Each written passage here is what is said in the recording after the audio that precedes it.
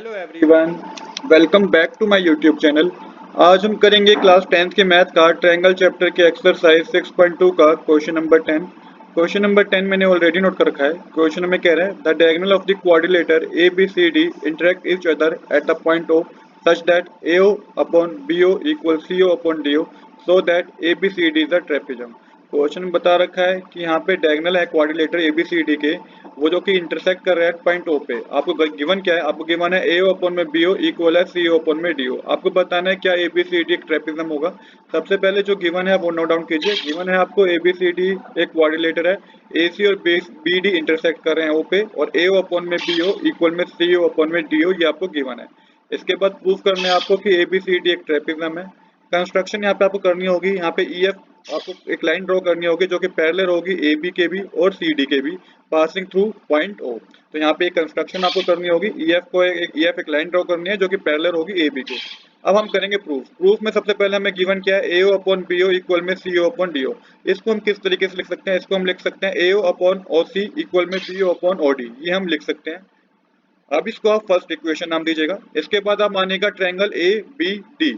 तो इन triangle A B D में हमें पता है कि ईओ पैरेलल है किसके? ए बी के। ईओ पैरेलल क्यों है ए बी के? क्योंकि ईएफ पैरेलल है ए डी के, जो हमने कंस्ट्रक्शन से किया था। तो हम कहेंगे कि ईओ पैरेलल है किसके? ए डी के।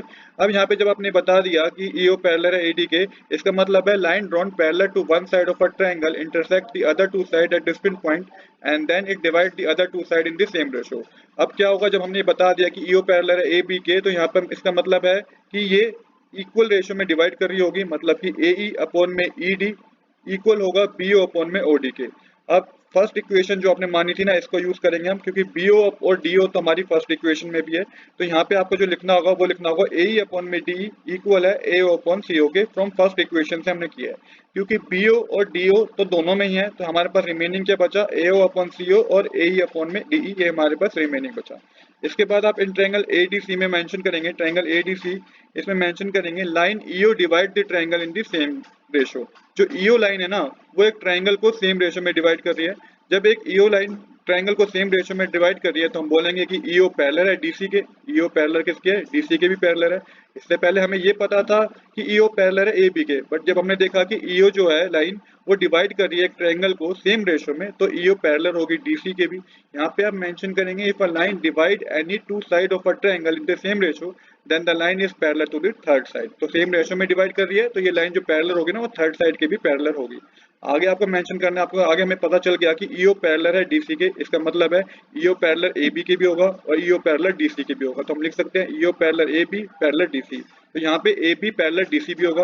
AB पैरेलल किसके होगा? DC के। क्योंकि जब तीनों ही पैरेलल है तो हम कुछ भी कह सकते हैं कि AB पैरेलल है DC के, EO पैरेलल है AB के और EO पैरेलल है DC के। तो यहाँ पे AB भी पैरेलल है किसके? DC के। अब जब AB पैरेलल है DC के, तो हम मेंशन करेंगे one pair of opposite side of quadrilateral ABCD are parallel.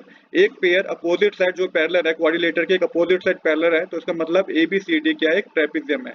तो यही हमें इस क्वेश्चन में पता करना था। आज के लिए इतना ही। I hope you like this video. If you like this video please do subscribe this channel. Thanks for watching.